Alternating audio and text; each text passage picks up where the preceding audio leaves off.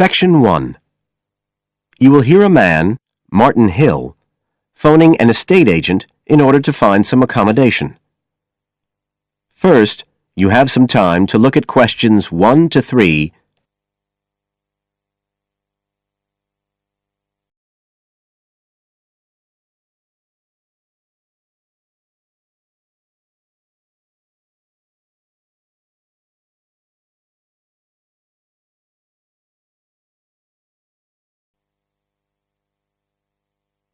Now we shall begin.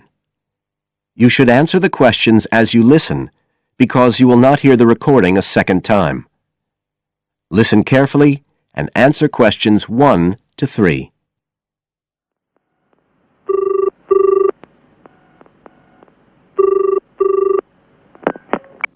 Hello, Brindle's estate agents here. How may I help you? Oh, good morning. I'm ringing to see what flats you have for rent at the moment. Right.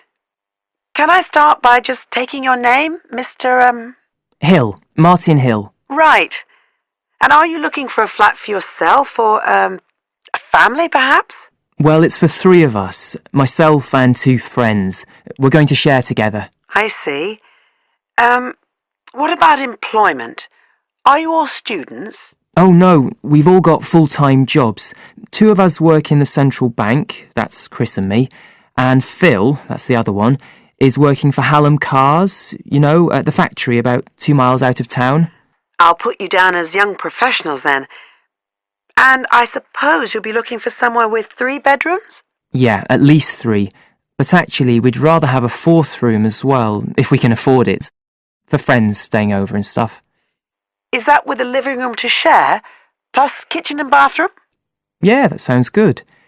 But we must have a bathroom with a shower. We don't mind about having a bath, but the shower's crucial. OK, I'll just key that in. And are you interested in any particular area?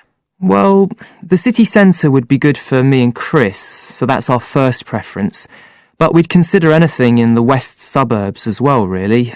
Actually, for Phil, that'd be better, but he knows he's outnumbered. But we aren't interested in the north or the east of the city. OK, I'm just getting up all the flats on our books. Now you have some time to look at questions 4 to 10 on page 39.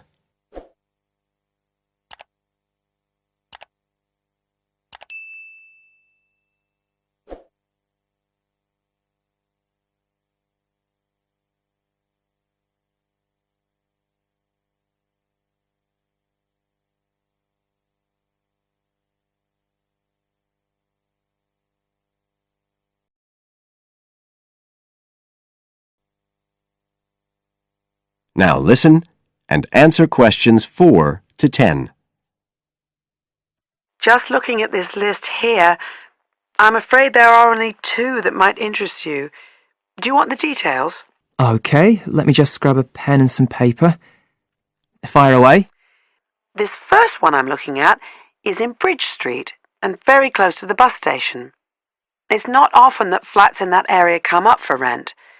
This one's got 3 bedrooms, a bathroom and kitchen, of course, and a very big living room. That sounds a good size for you. So what about the rent? How much is it a month? The good news is that it's only £450 a month. Rents in that area usually reach up to £650 a month, but the landlord obviously wants to get a tenant quickly. Yeah, it sounds like a bit of a bargain. What about transport for Phil? Well, there'll be plenty of buses, so no problem for him to use public transport.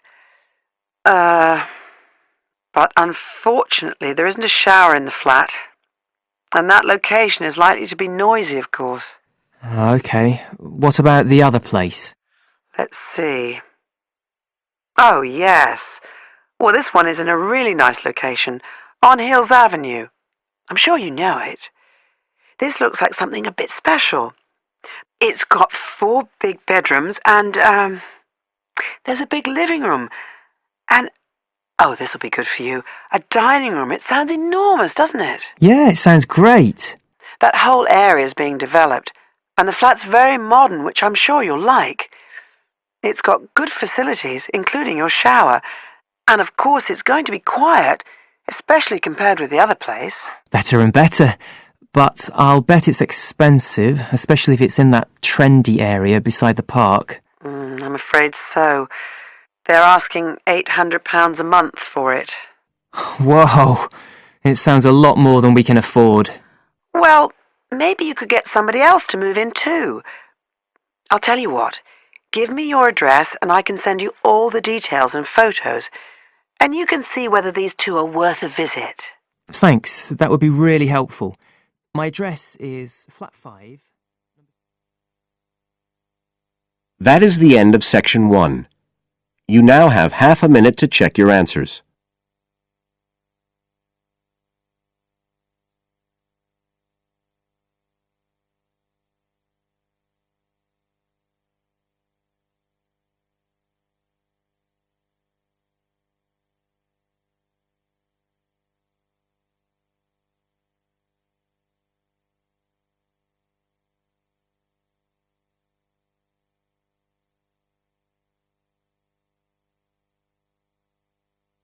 Now turn to Section 2 on page 40. Section 2. You will hear a tour guide welcoming a group of visitors to the British Library and telling them about the library and what they will see there. First, you have some time to look at questions 11 to 15 on page 40.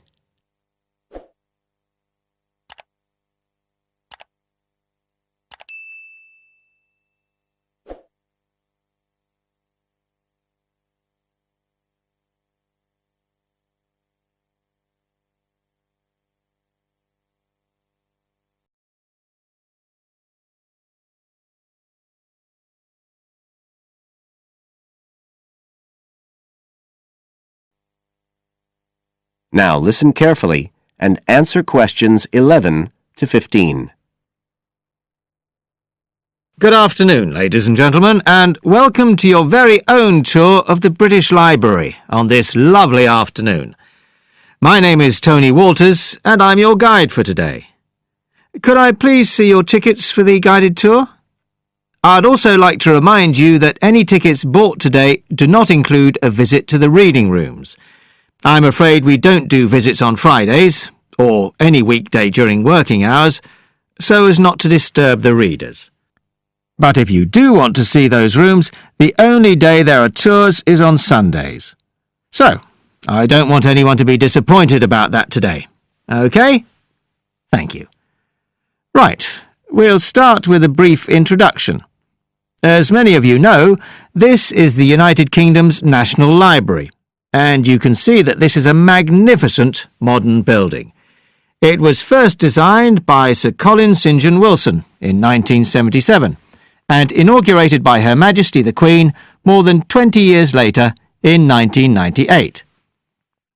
As you can see, the size is immense, and the basements alone have 300 kilometres of shelving, and that's enough to hold about 12 million books. The total floor space here is 100,000 square metres, and, as I'll show you, the library houses a huge range of facilities and exhibition spaces. And it has 1,000 staff members based here in the building. So, you can appreciate the scale of our operation. In fact, this was the biggest publicly funded building constructed in the United Kingdom last century. It is still funded by the government as a national institution, of course, and it houses one of the most important collections in the world. The different items come from every continent and span almost 3,000 years. The library isn't a public library, though. You can't just come in and join and borrow any of the books. Access to the collections is limited to those involved in carrying out research. So it's really a huge reference library for that purpose, and anyone who wants to consult any materials that are kept here can formally apply to use the library reading rooms. You now have some time to look at questions 16 to 20 on page 41.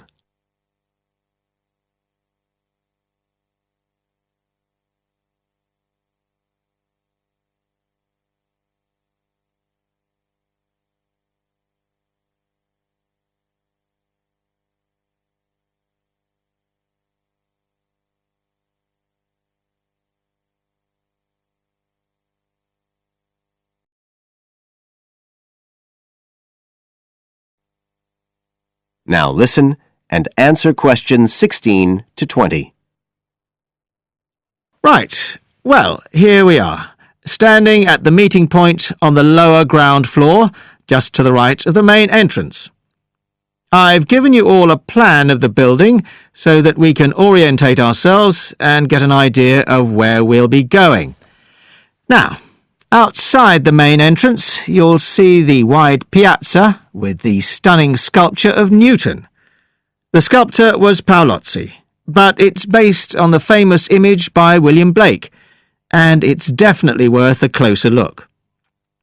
On the other side of the piazza from the statue is the conference centre, which is used for all kinds of international conventions.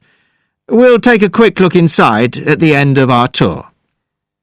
Looking ahead of us now, you'll see that we're standing opposite the staircase down to the basement, where you'll find the cloakroom, and to the left of that, we have the information desk, where you can find out about any current exhibitions, the times of the tours, and anything you need to know, if you don't have a tour guide. As you can see, on this lower ground floor, we also have a bookshop. That's the area over to the left of the main entrance. You'll be free to browse there when we get back to the ground floor. Now, opposite the main entrance on this floor, we have the open stairs leading up to the upper ground floor.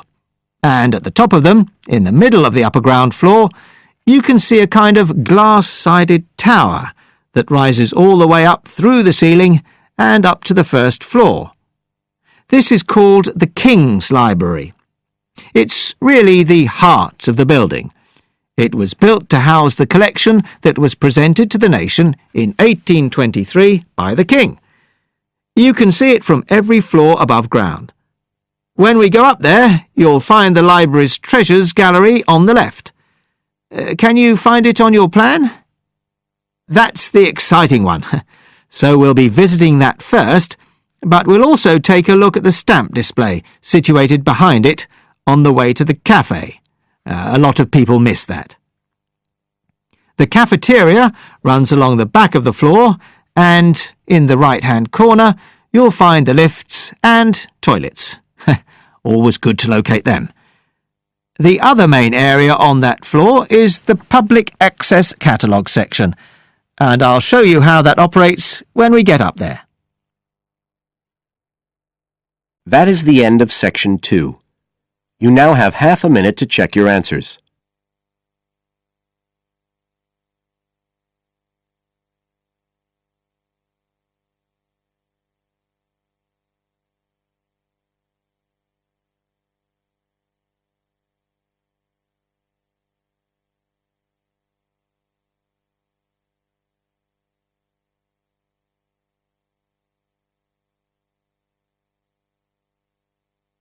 Now turn to Section 3.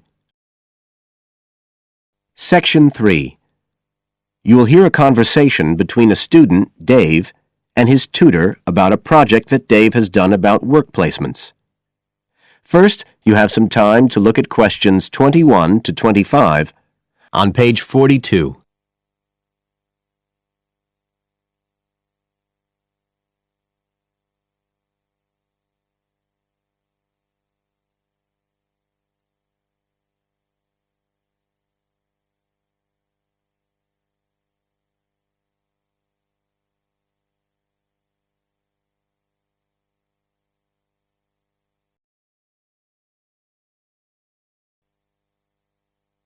Now listen carefully and answer questions 21 to 25.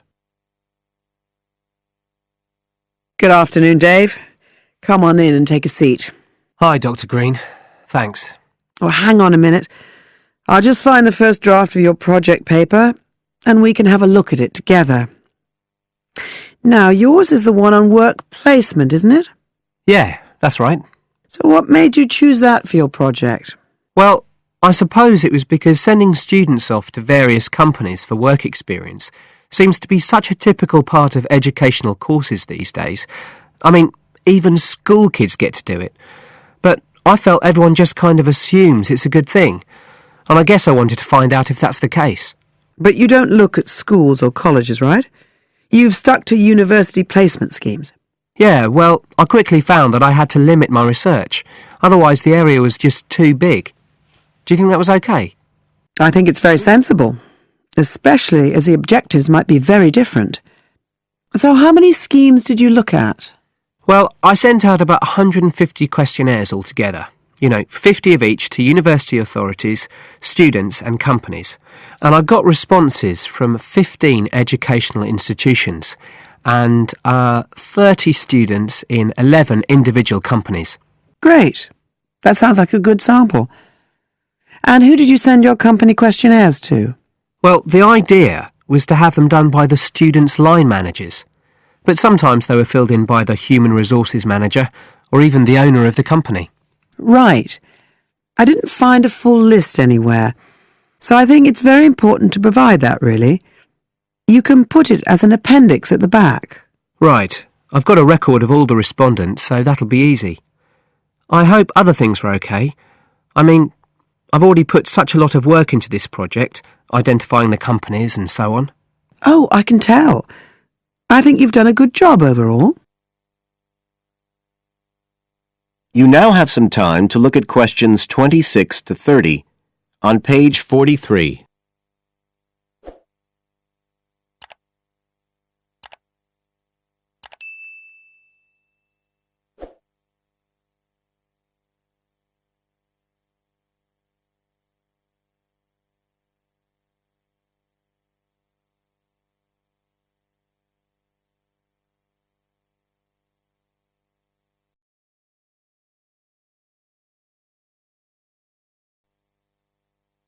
Now listen and answer questions 26 to 30. I thought your questionnaires were excellent, and you'd obviously done lots of background reading. But there were a few problems with the introduction. First of all, I think you need to make some slight changes to the organisation of your information there. At present, it's a bit confused. Okay. What did you have in mind? Well, you write quite a bit about work placement in general, but you never explain what you mean by the term. So you think I should give a definition? Exactly. And the introduction is the place to do it. And then, look, you start talking about what's been written on the topic, but it's all a bit mixed up with your own project. So do you think it would be better to have two sections there, like a survey of the literature as the introduction, and then a separate section on the aims of my research? I do. You can include your methods for collecting data in the second section too. It would be much clearer for your reader. Establish the background first, then how your work relates to it. It would flow quite nicely then. Yes, I see what you mean. Anyway, moving on. I like the way you've grouped your findings into 3 main topic areas. Well, it became very obvious from the questionnaires that the preparation stage was really important for the whole scheme to work, so I had to look at that first. And I found a huge variation between the different institutions, as you saw. I was wondering if you could give a summary at the end of this stage of what you consider to be the best practice you found. I think that would be very helpful. Right, I'll just make a note of that. What did you think of my second set of findings, on key skills development? For me, this is the core of my whole project, really. And you've handled it very well. I wouldn't want you to make any changes. You've already got a nice final focus on good practice there. Thanks. Right. Now, I think the last part, which deals with the reasons why students don't learn... What, the constraints on learning chapter? Yes, that's the one. I think you need to refer to the evidence from your research a bit more closely here. Maybe you could illustrate it with quotations from the questionnaires, or even use any extracts from a student diary if you can, and refer back to what you've written about good practice. That is the end of section 3. You now have half a minute to check your answers.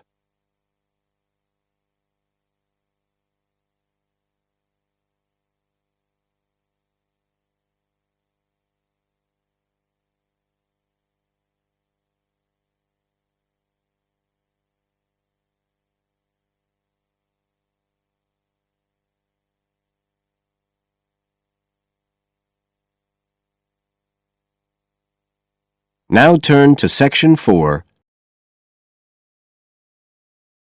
Section 4. You will hear a part of a lecture about learning and bilingualism. First, you have some time to look at questions 31 to 40 on pages 44 and 45.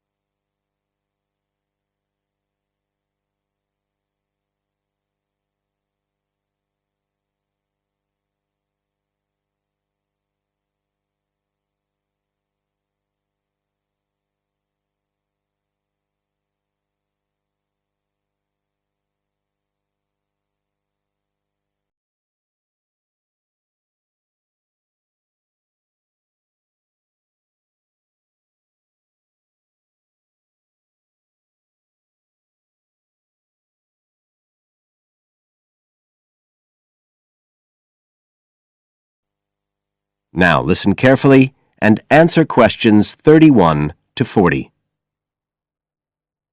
When we look at theories of education and learning, we see a constant shifting of views as established theories are questioned and refined or even replaced, and we can see this very clearly in the way that attitudes towards bilingualism have changed. Let's start with a definition of bilingualism. And for our purposes today, we can say it's the ability to communicate with the same degree of proficiency in at least two languages. Now, in practical terms, this might seem like a good thing, something we'd all like to be able to do. However, early research done with children in the USA in fact suggested that being bilingual interfered in some way with learning and with the development of their mental processes. And so in those days, bilingualism was regarded as something to be avoided, and parents were encouraged to bring their children up as monolingual, just speaking one language. But this research, which took place in the early part of the 20th century, is now regarded as unsound for various reasons, mainly because it didn't take into account other factors such as the children's social and economic backgrounds.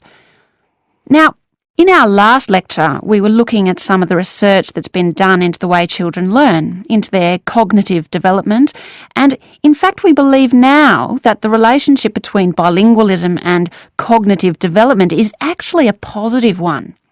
It turns out that cognitive skills such as problem solving, which don't seem at first glance to have anything to do with how many languages you speak, are better among bilingual children than monolingual ones. And quite recently, there's been some very interesting work done by Ellen Bialystok at York University in Canada. She's been doing various studies on the effects of bilingualism, and her findings provide some evidence that they might apply to adults as well. They're not just restricted to children.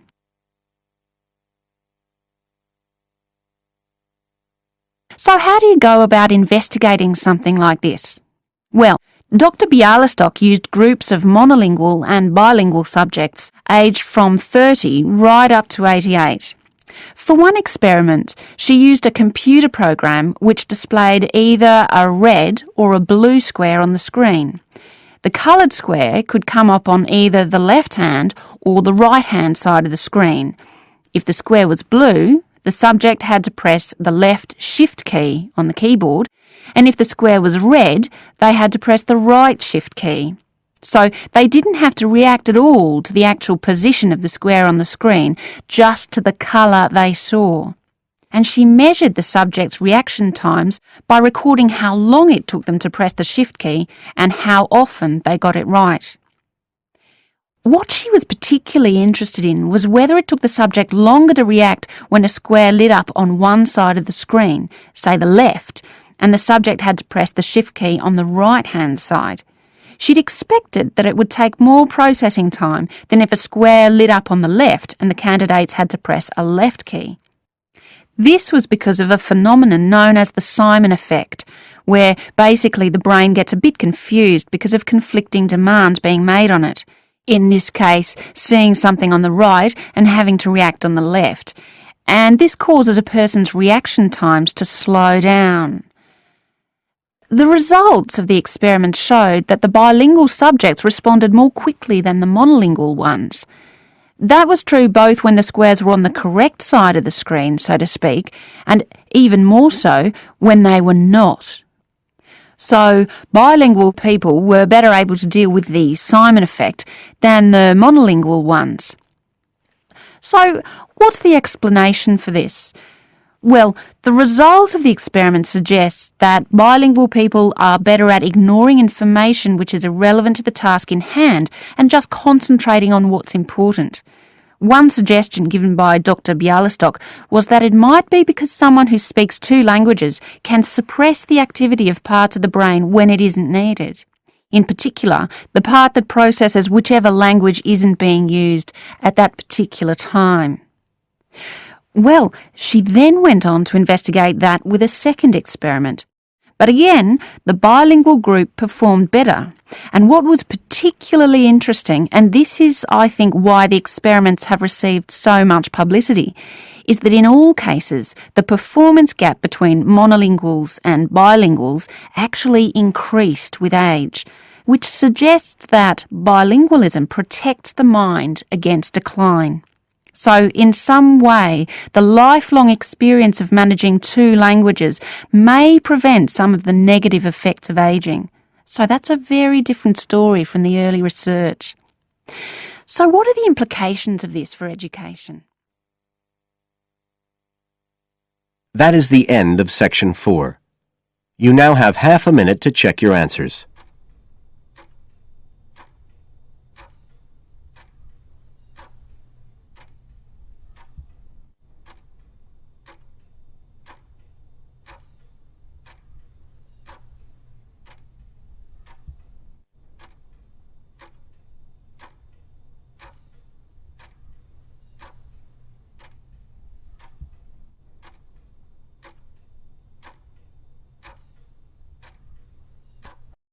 That is the end of the listening test. You now have 10 minutes to transfer your answers to the separate answer sheet.